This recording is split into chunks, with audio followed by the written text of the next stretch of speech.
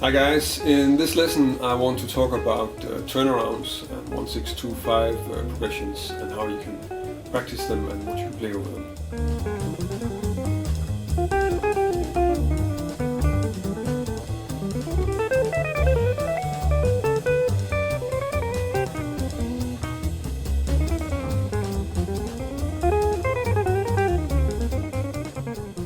Turnarounds are of course very common progressions that are the basis of songs like Rhythm Changes, Ain't Misbehavin', The Touch of Your Lips, all those kind of songs.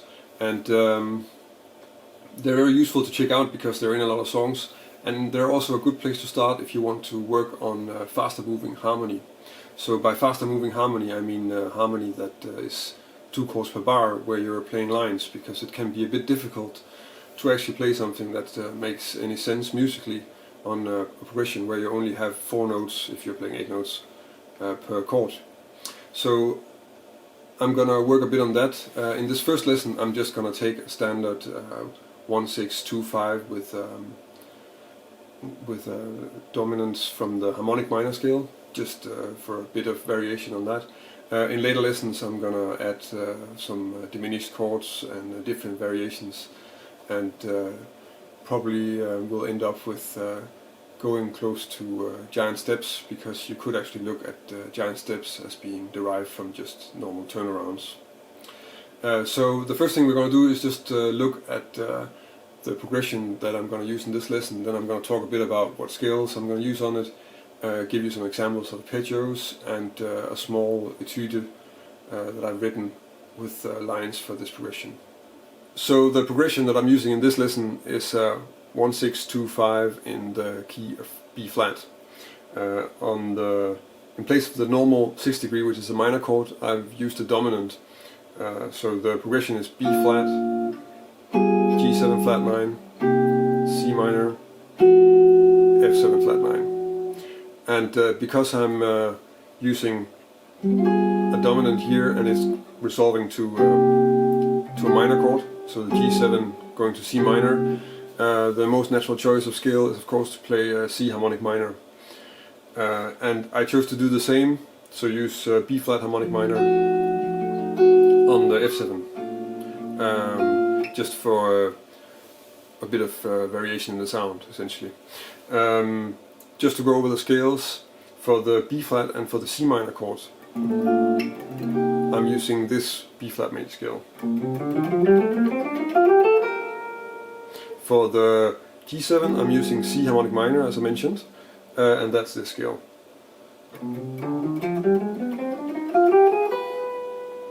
And for the F7 I'm using B flat harmonic minor, and that will be this scale.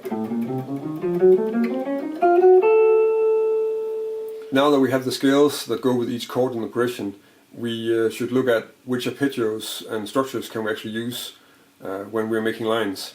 Of course you can take that pretty far, and I have a lot of lessons about different structures that you can use when you're improvising. Since I'm trying to keep this simple and also trying to keep it sort of solid and basic, then I chose to not use too many exotic shapes and just sort of stay with the first choices. So of course the first choices is, for each chord there is an arpeggio that's on the root, so the arpeggio of the chord itself, and there's also the arpeggio from the third of that chord within that scale. So if I go over that, for the B flat major 7 you have a B flat major 7 arpeggio and a D minor 7. For the G7 you get G7 and B diminished. C minor, so C minor and E flat major 7. And for F7, so first the F7 and then the A diminished.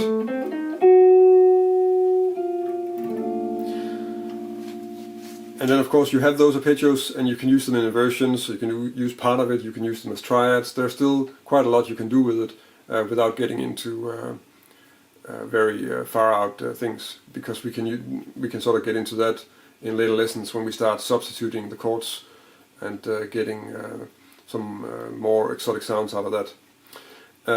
The next thing we could do is to look at the example that I made for this lesson.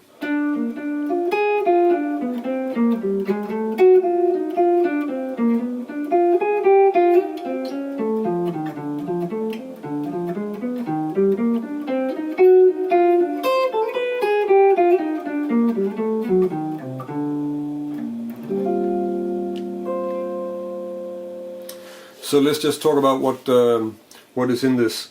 So for the first chord, the B flat major, I'm simply playing the B flat major triad. On the G7, I'm using the B diminished arpeggio descending,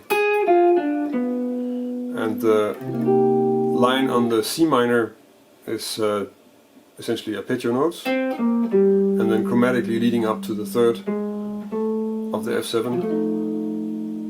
On the F7, I'm skipping up to the flat 9,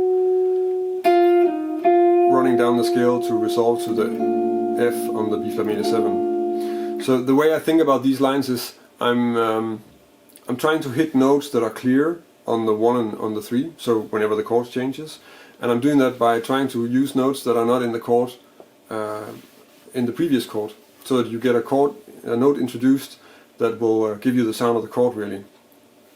So in that case, like the D is of course fairly clear on a B flat, and the A flat wasn't there on a B flat major 7, so you can really hear that something happened there.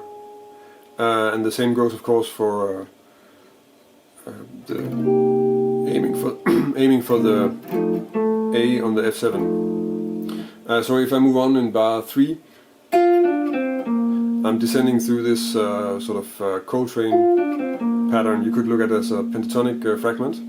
Again, running up the B dim arpeggio, and then that sort of nicely resolves to the 5th of C minor with another pentatonic fragment.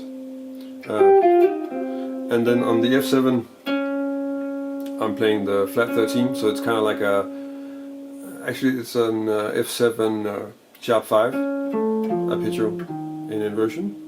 And then on the next turnaround, I'm sort of making this, what you could call a cascading arpeggio sequence. Because first it's like the D minor 7 on the B flat major, and then that's becoming the D diminished or B diminished in inversion on the G7, and then that's moving on to E flat major 7 on the C minor. So you get this arpeggio melody that is sort of voice-led to a new chord all the time. And it's a nice thing to have this sort of effect that you have this motif and it sort of changes over the progression. It works quite well as a melodic concept. And then it goes on the F7. I'm playing a C diminished triad.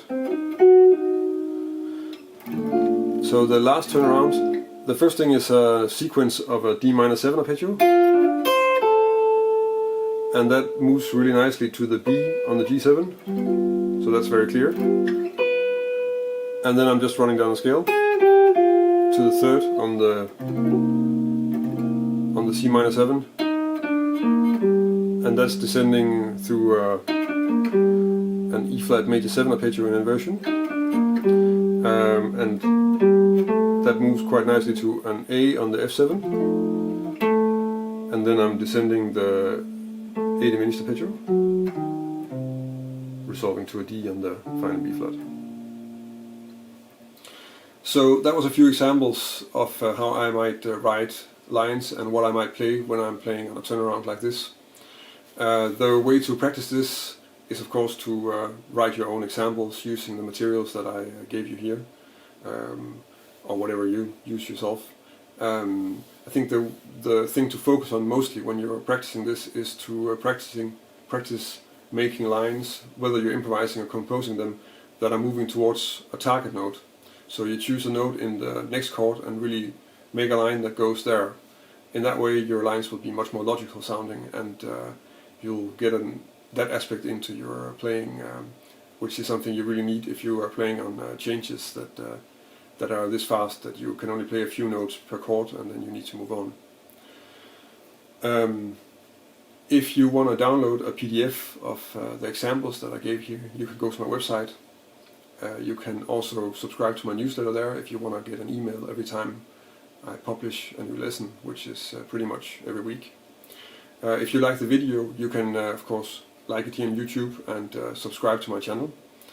If you have any comments, or if you have suggestions for stuff I should make lessons on, then please leave a comment on this video, or connect with me on Google Plus or Facebook or Twitter or Instagram, and let me know there. It's always nice to hear what you guys think, and it's very often that stuff turns out to be good material for lessons. I think this is sort of coming from a discussion I had with somebody on Google Plus,